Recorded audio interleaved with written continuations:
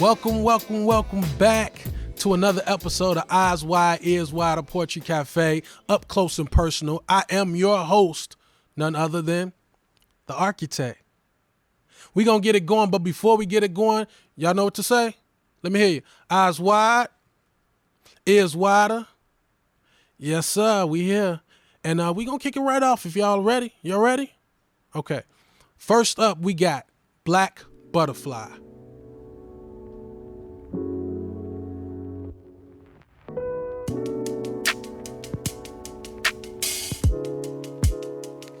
Jesus is real. I said Jesus is real, and when it comes to my belief in him, some consider me to be somewhat aloof, but I'm living proof that Jesus Christ is the truth. See, I shouldn't even be here.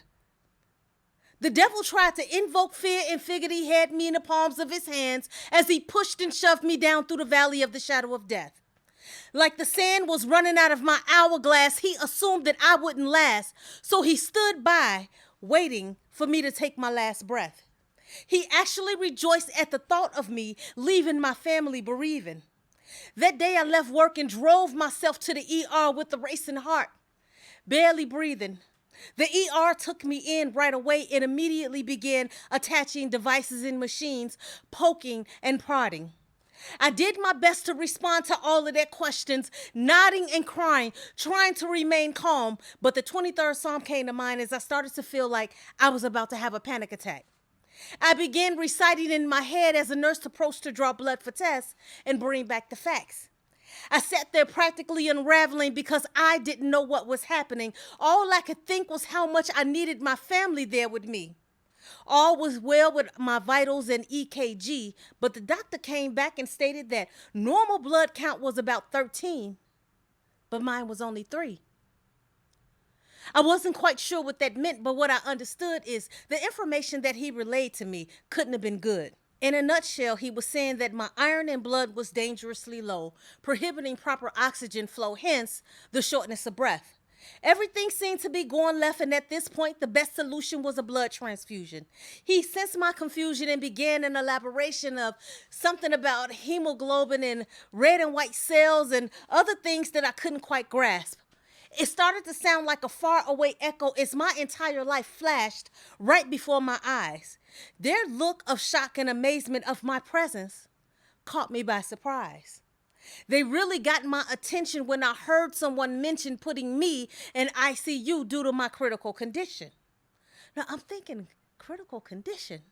I didn't feel like death was upon me, but apparently it was in close proximity. They brought clarity to my vision when they explained that a person in my disposition is usually brought in by ambulance, unconscious or delirious. It finally hit me just how serious this was. I began imagining my lifeline flattening. Now, I heard that death come in 3s. I do believe in everlasting life with the Trinity. I wasn't sure if number 3 was me, but I do know at that point I just wasn't ready. They deemed it quite astonishing for me to still be operating among the living. That woman in the book of Matthew only touched the hem of his garment. But surely I was covered by Jesus completely. And it had to be the blood of Jesus because up to that day, my cycle had been spinning out of control and very inconsistent. The blood count of 3 actually meant that my blood was practically non-existent. And back to this dangerously low iron. They called it menorrhagia. Now, I heard a lot of women say that most female problems start with MEN, but this didn't qualify as men sin against me. This boiled down to me needing blood and needing it in a hurry. I braced myself before I asked what was the cause and pressed pause on my racing thoughts to process what came next. In layman's terms, I was told that my issue of blood was caused by a group of vampires called fibroid tumors. Rumor had it that they were feasting on the blood in my womb for growth at an alarming rate. And I said, come on, doc, you got to give it to me straight.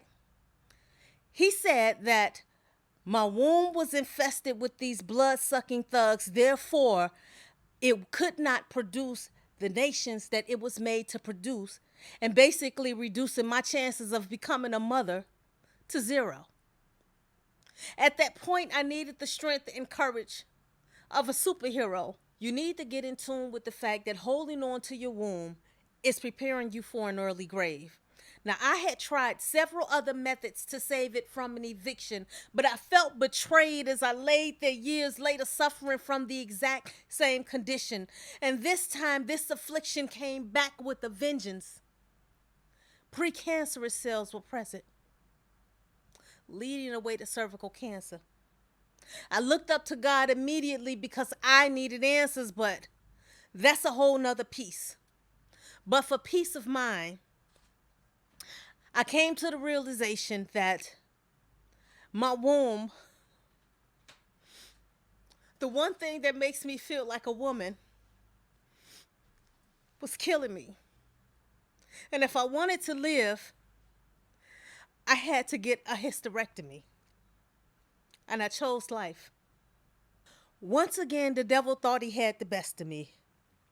But God, like he did for Job, he did for me.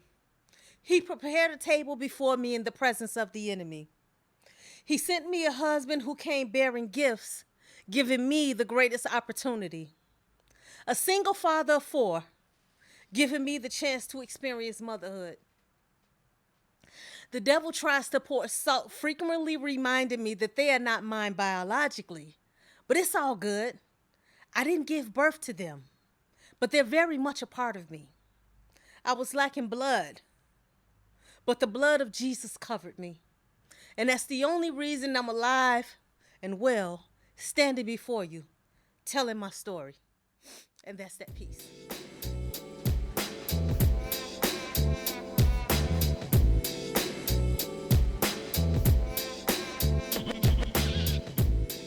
And this time with a musical selection, giving it to you this time though without the beat, but it's still a beat to it. You know what I'm saying? Put your hands together for Damon Lamar Reed.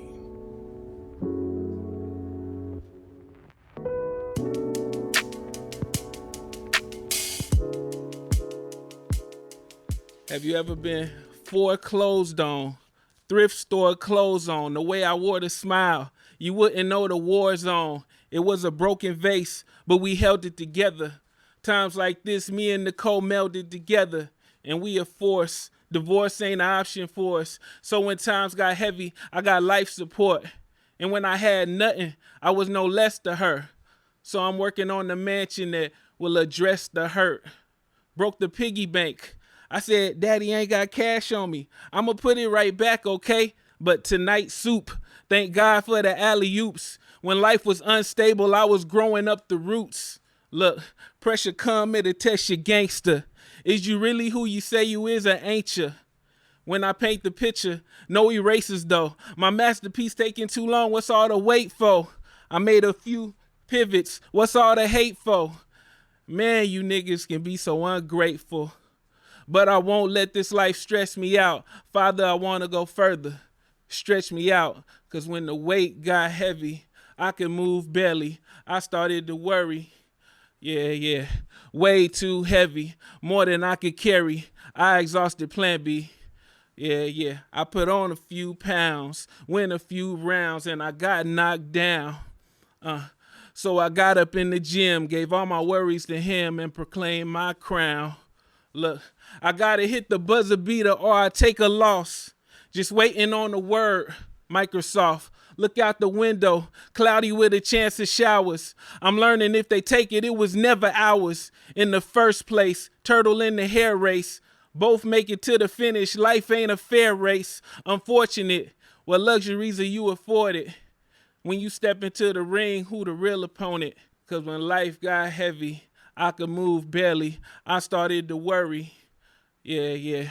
Way too heavy, more than I could carry. I exhausted plan B. Yeah.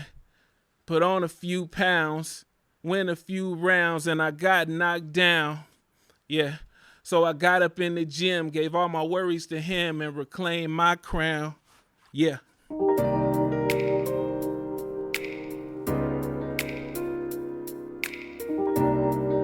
I hope you're still with us, because next up we got none other than I Am a Writer.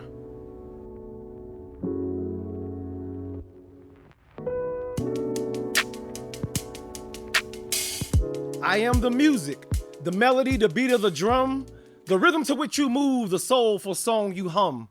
I'm the fervent, futuristic, fantastic, but fragmented, fully assembled piece of reality that firmly facilitates your fictitious thoughts and understandings that you foolishly call yourself to be familiar with.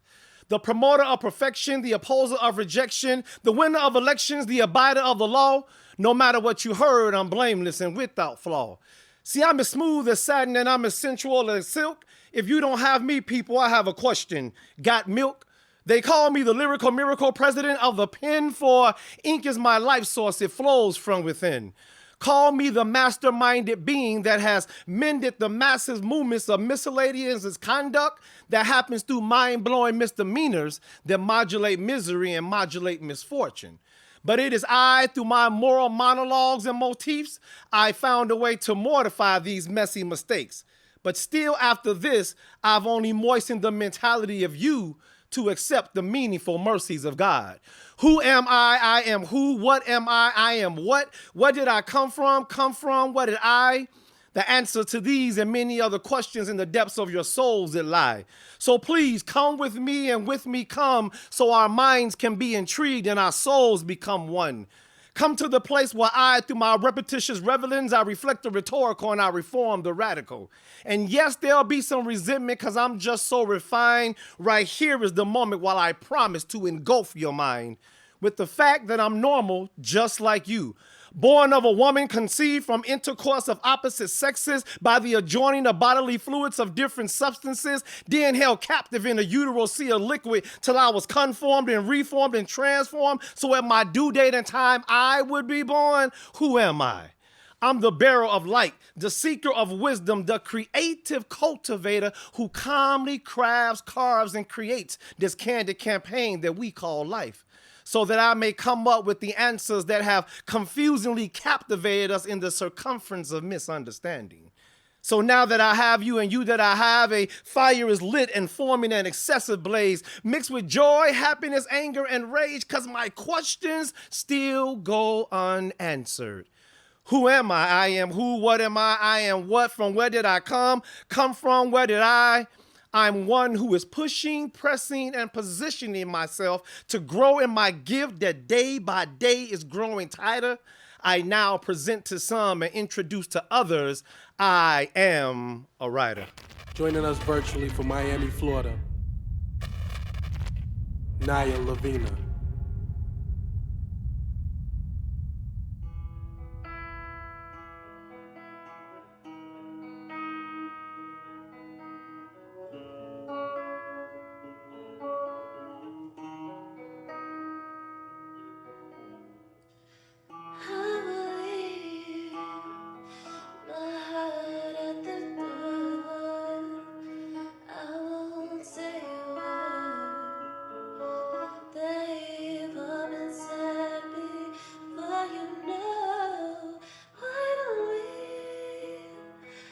Just play pretend like we're not scared of what is coming next door. Scared of having nothing left. Don't get me wrong, I know there is no tomorrow.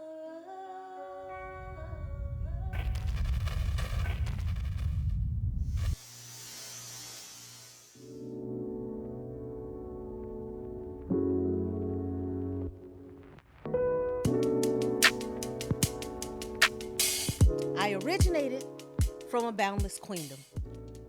Royalty reigns in my family.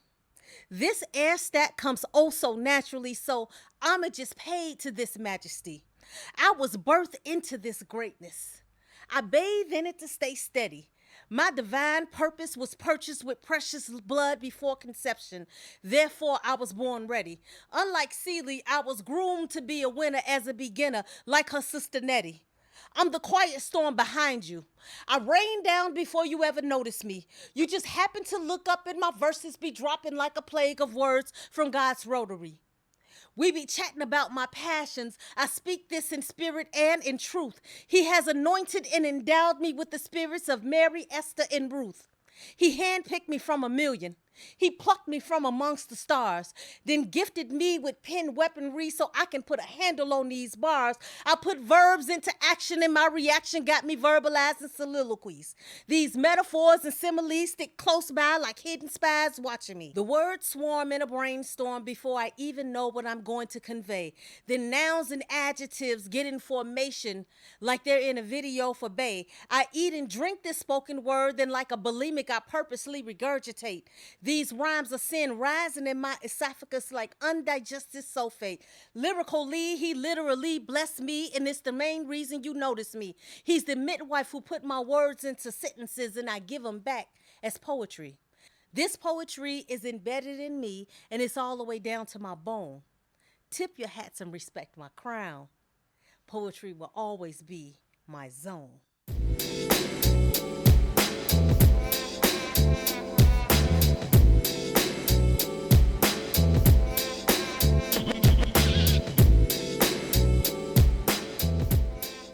I wanna be free, complete, let free. Lord, won't you please come and save me? I wanna be free, complete, let free.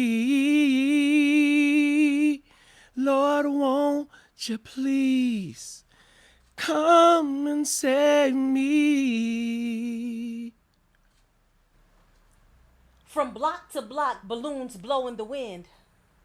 And like a good friend, teddy bears hug trees and candlelights flicker. Young thugs ripping blunts in brown paper bags, steady puffing and pouring liquor. Cup after cup, savage turned all the way up, pacing to the sound of their inner ticker.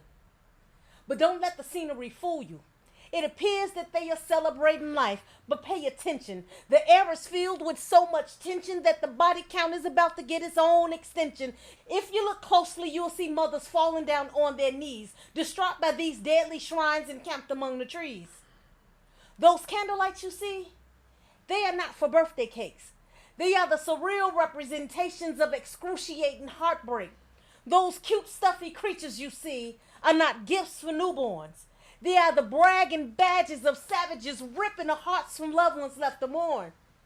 Blissful ignorance created savages with hearts made of stone. Now tell me, how can you convince Mary not to weep and Martha not to moan when these fools take pleasure in mimicking actions of Al Capone?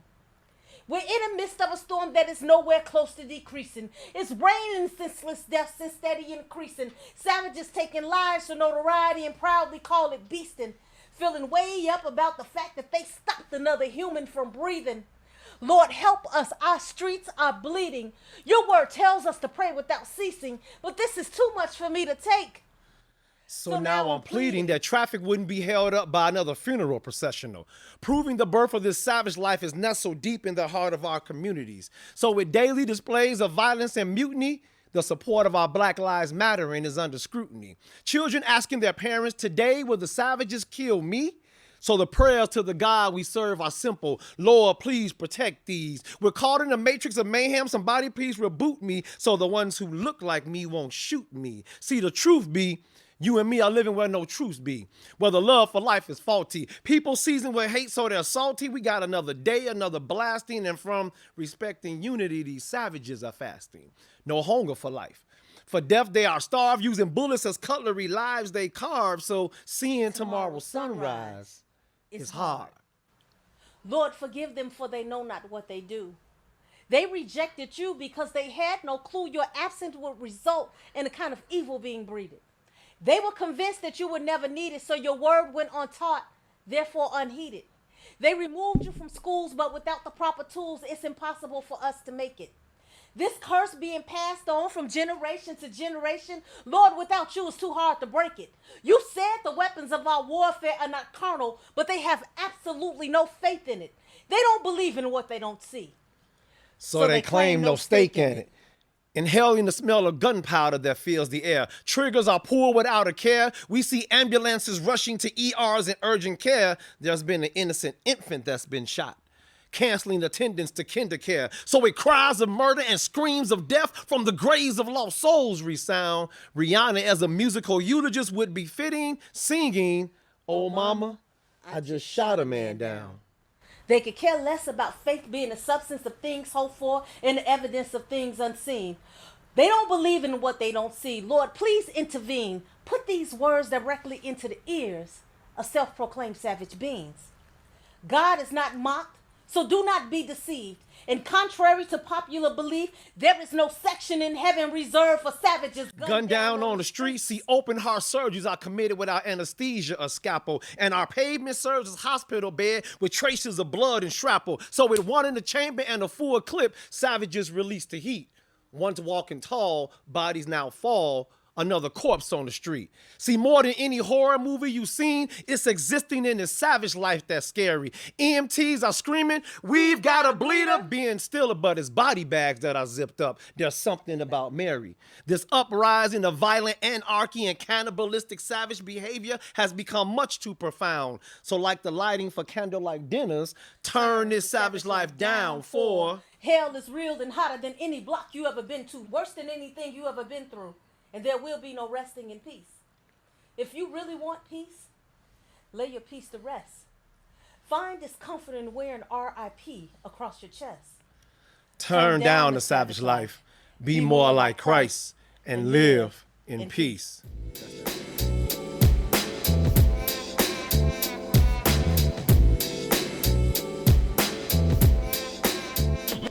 Process is the principle, technique unconventional, the movement four dimensional, the answer is to mention you. Man is the machine, energy so electrical, won't make a sudden move. I am not irrational. They said they had the proof, but it was mathematical, but they made some mistakes. It was so grammatical, the theory can't be proven. That make it your opinion. Sometimes I move in silence. Then I take dominion. It's power in the vocals though. Get a system overload. You listen to the horoscope. I listen to the Holy Ghost. I don't never go for broke. Give me all the fixings with it. I don't never quit.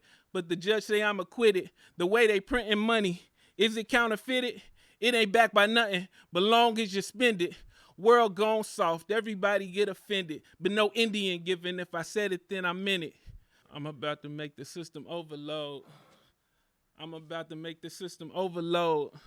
I'm about to make the system overload. You looking for the cheat code. Look, it's the music of the miraculous. The fine line between the righteous and the ratchetest. A particular ratchet do the job though. Don't go through life living like a John Doe. It's a lot of cover-ups. It's a lot of special ops. Masons turn to astronauts. Questioning I ask a lot. Things about to escalate. Big like an Escalade, most don't know the half. I'm just trying to estimate. They want to interrogate, acting like it's Damon Gate. All they run is their mouth. I'm just trying to run the race. Food for the vulture, culture conditioning. How I stay a Christian when I'm losing my religion. Most of y'all confused, following the lost. That's like a hog when he wallow in his slop. Did a lot of dirt, but you brainwashed. What would you do to make it to the top, huh? I'm about to make the system overload. I'm about to make the system overload. I'm about to make the system overload. You looking for the cheat code. Yeah. You got one more last time to go way, way, way.